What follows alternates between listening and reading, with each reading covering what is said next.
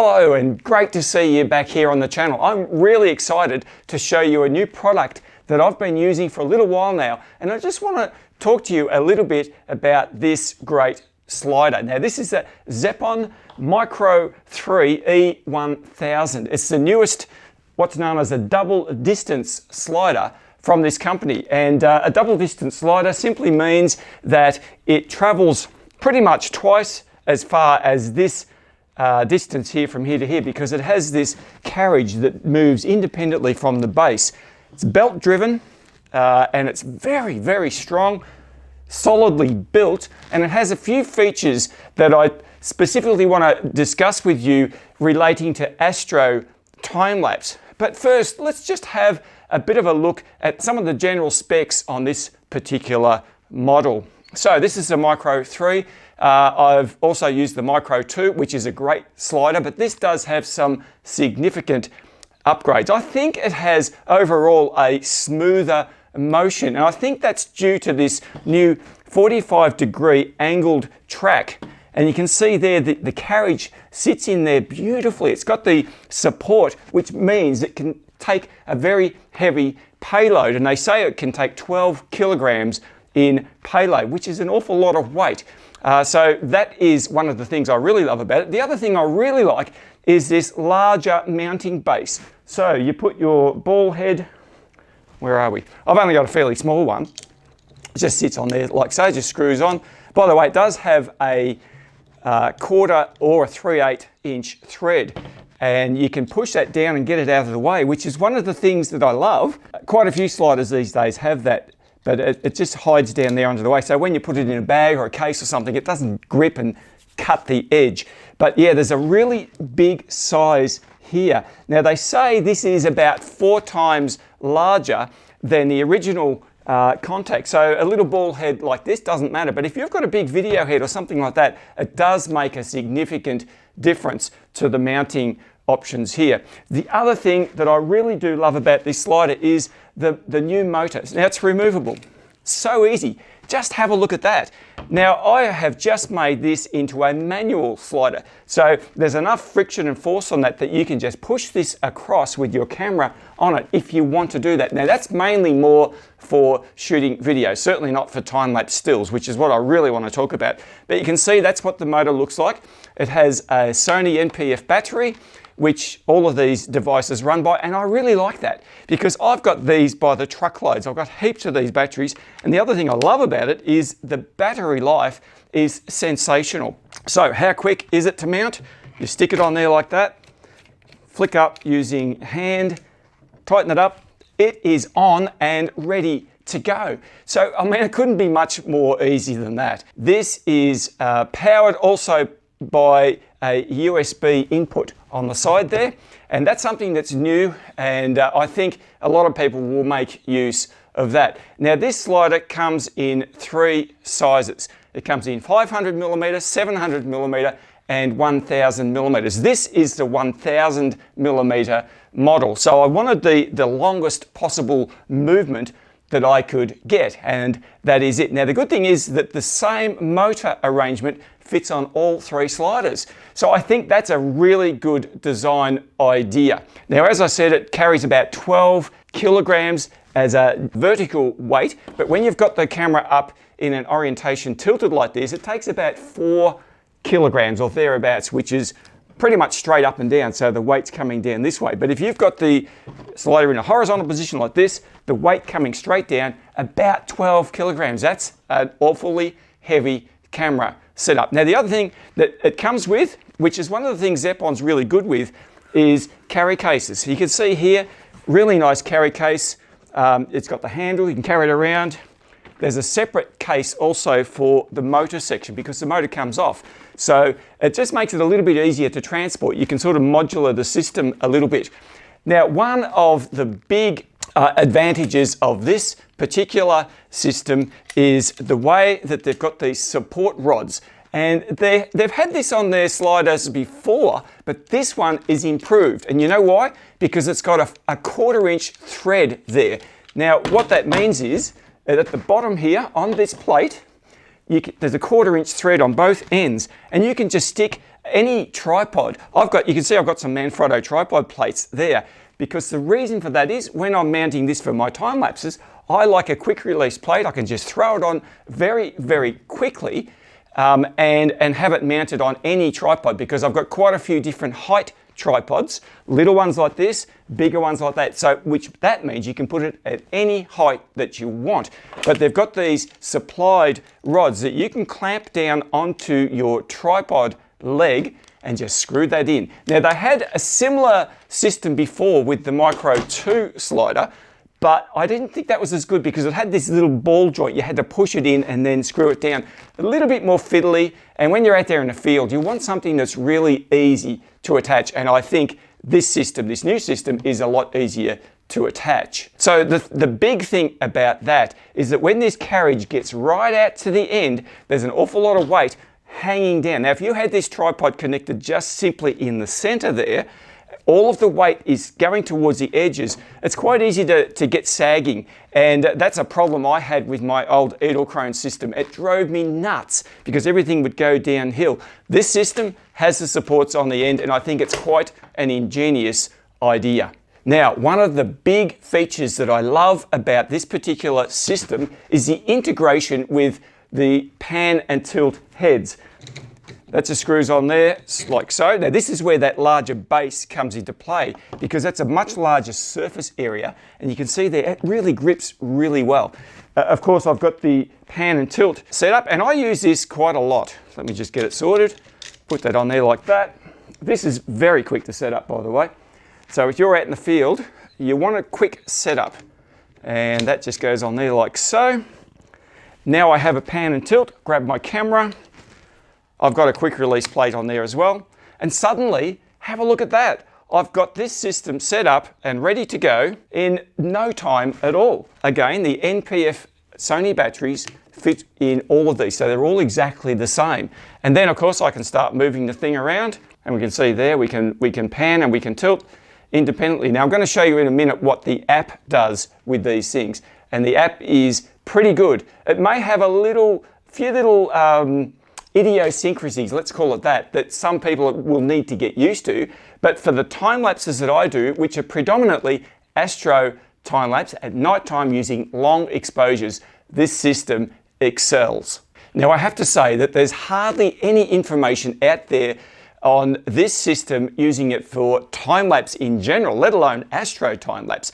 Just about all the reviews I've seen have been talking about this system used for video production. Now, I actually do use this system a little bit for video production, where you can get those moving, panning across the scene, and you can make it using the Pons system here, that it actually maintains the exact same field of view. And that is really handy, but that's something that I only use on occasions. My big use is using this for time lapse. So I want to discuss with you exactly how I go about setting this system up for shooting Astro time lapse. Firstly, I mount this thing, as I've suggested, sometimes on very low tripods.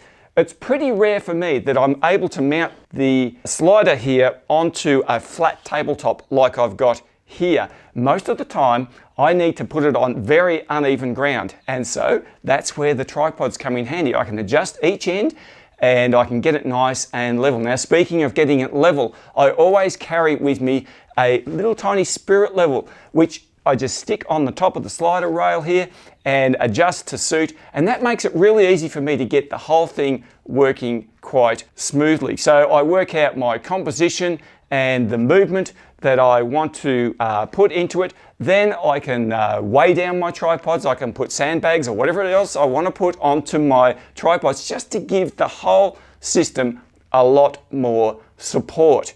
Now, the big thing that I love about this system is how I can integrate it with the inbuilt time-lapse intervalometer in my Nikon Z6 cameras. And it just works a treat. Now, I've talked a lot about how I love the Nikon Z6 for time-lapse. Well, this integrates really well for it. Now, I can even add the Zeppon time-lapse trigger into the system. This is a device that Zeppon have come up with, which goes on the top hot shoe of the camera, up here like that, and that operates with the camera without connecting any wires. So it connects into the camera. The camera then controls the slider. And the thing I love about this system is that, well, most systems, let's put it this way, you have to plug a cable into the camera and you set the parameters in the actual slider device. But in this system, with using this time-lapse trigger, I can actually control the slider movement by what I want to do with the camera.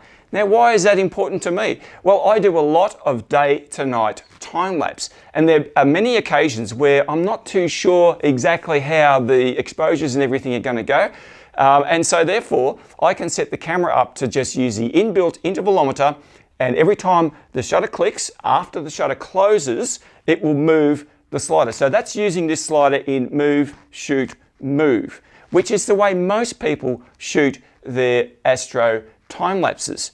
Now, one caveat with this particular system is that you need to set your camera into rear curtain sync mode, which is a flash mode in cameras. And the reason for that is because it's able to calculate when the exposure finishes. So there's a front curtain and a second curtain in a camera shutter system. So the second curtain is what closes the shutter. And when that second curtain closes, this device knows that the exposure is finished and therefore it moves the slider. Now the caveat with this is often when I'm shooting with my Nikon cameras, I like to shoot in electronic shutter, or rather than use a lot of manual shutter releases on my camera.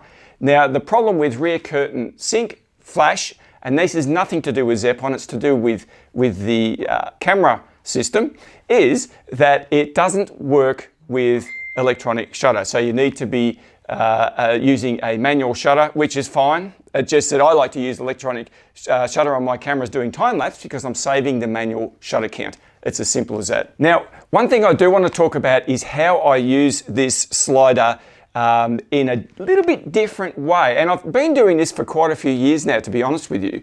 So what I will often do is set my slider to travel very slowly from one side to the other. Now, this is about 1 meter of travel, a little bit more. So if I set my slider to go from point A to point B, and I set that to be a fairly slow travel, say maybe 2 to 3 hours, then what I often do is simply just let it travel very slowly. The thing I love about this system is that the app enables me to do that. I've had similar sliders in the past where the app wouldn't go slow enough to do that. But in this case, and some of you are thinking, no, that's not possible. You're going to be shooting 10, 15-second shutter speeds when I'm shooting Astro time-lapse. It's exactly what I do. I shoot 10, 15, sometimes 20-second shutter speeds, and the time-lapse carriage is in continuous movement.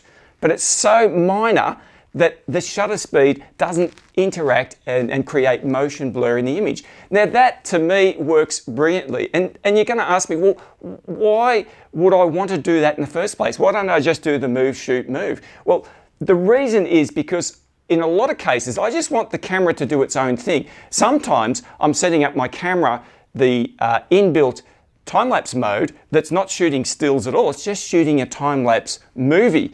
And so that doesn't necessarily integrate so well with these other systems. But by separating that and making the slider do its own thing and the camera do its own thing, all I have to do is match up the actual time that it takes to start and to finish. It's as simple as that. Now I'm going to show you some samples at the end of this video, quite a few of them, and you will see exactly what I'm talking about. So I've got the Zeppon Lab app on my phone, and I click on that, and now I just wait for it to connect to each of the devices that I have connected here, ready to go. And oftentimes it will connect automatically. Other times it needs to manually connect. So let's just have a look. Yep, it looks like everything is connecting there quite okay.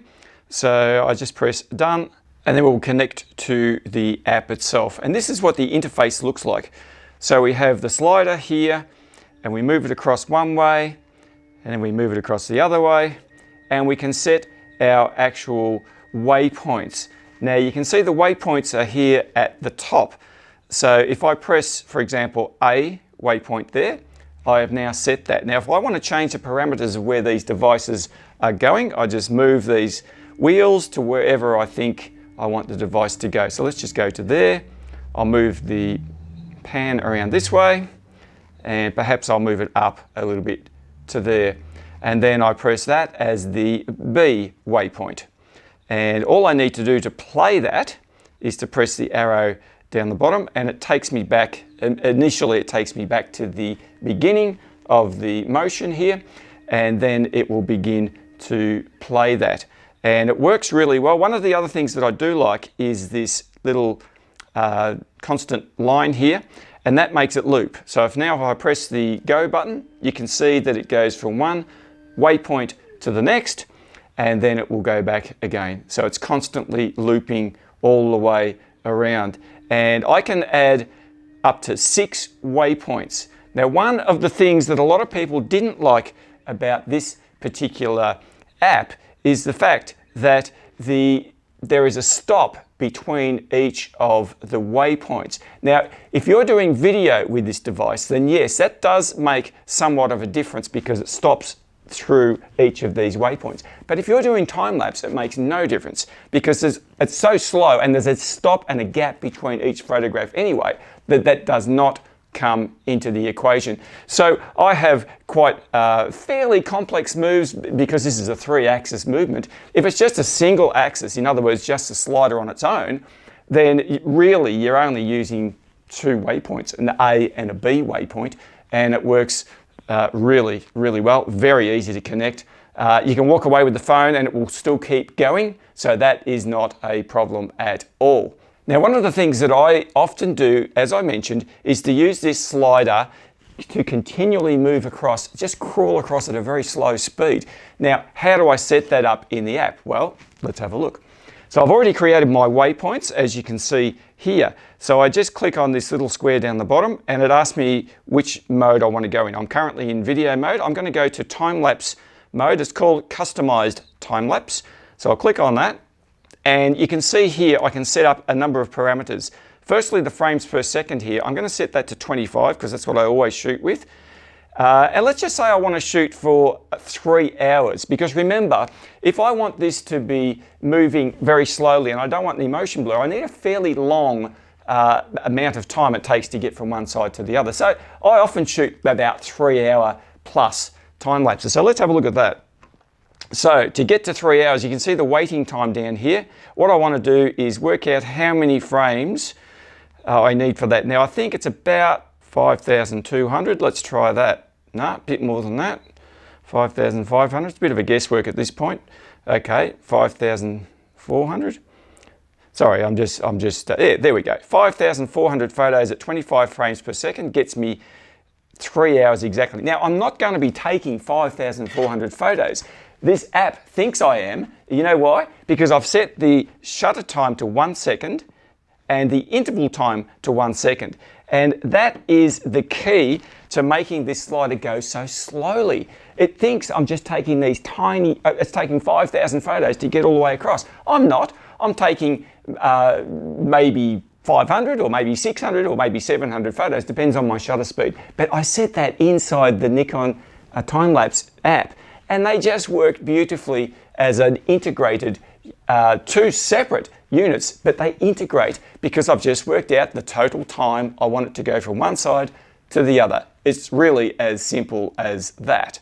Now, of course, you can connect both of these systems via the cable and it will work like every other system, move, shoot, move. And then you can set the app a little bit differently.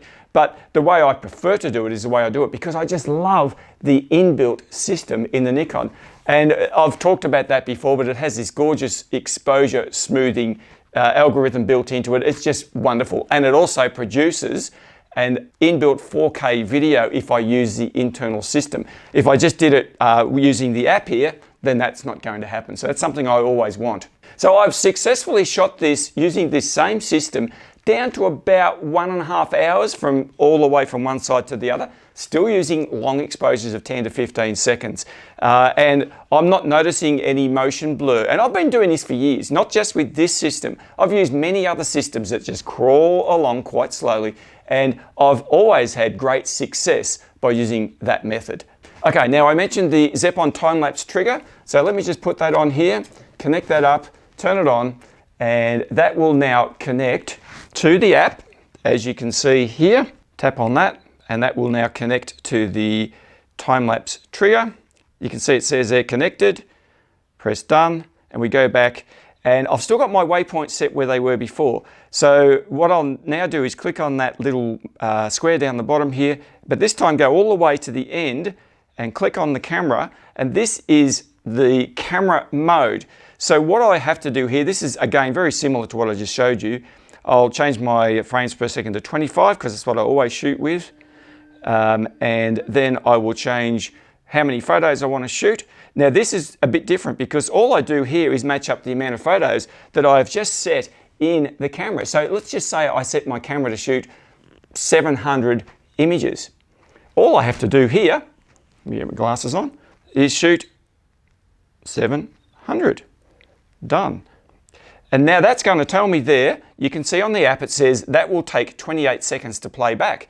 So now that's quite a long time lapse, but if I'm shooting an Astro time lapse, I want to see the stars moving across the sky. That's exactly what I want. And it works so well. Believe me, it really is absolutely awesome. So all I do then is I press the round button down here, which is the go button. It then asks me to press the shutter button on the camera to start shooting, and away we go. Just as simple as that. So you need to keep the mobile device very close to the mechanism here when you're using the time-lapse trigger. It's a little bit different to everything else. When I'm using the sliders and the pans and pons, pan, tilt, head, I can walk away, I can turn the phone off, it still works. But with the time-lapse trigger, it's relying on the phone to translate the information from the camera back to the slider. So I just leave my phone, I think it's about 10 to 15 meters, but I usually keep it just leaning up against the tripod, and it all works perfectly. It's never disconnected once when I've been using it. What I would like to do right now is to show you a collection of time lapses I have shot with this Micro 3 slider. So I hope you enjoy these.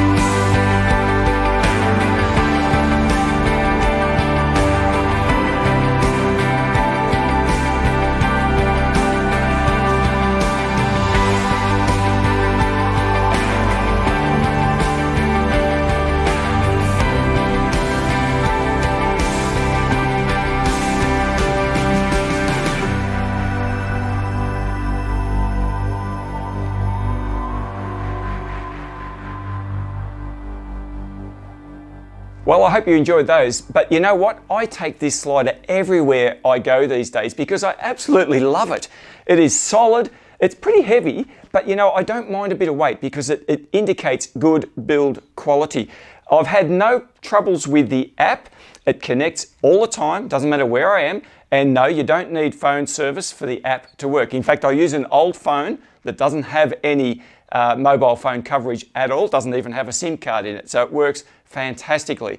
And all of the devices, the carry case, everything else, it's just so easy to carry around. So I've always got this baby with me and I love everything about it so far. It's never let me down and it's working. I'm doing more and more time lapses all the time. So there you go. That's a bit of a rundown for how I use this system for my Nightscape Astro time lapse. If you want to ask me any more questions, I can go into whatever detail you would like down below in the comment section. Anyway, thanks so much for watching. I always appreciate that, and I'll see you guys in the next video.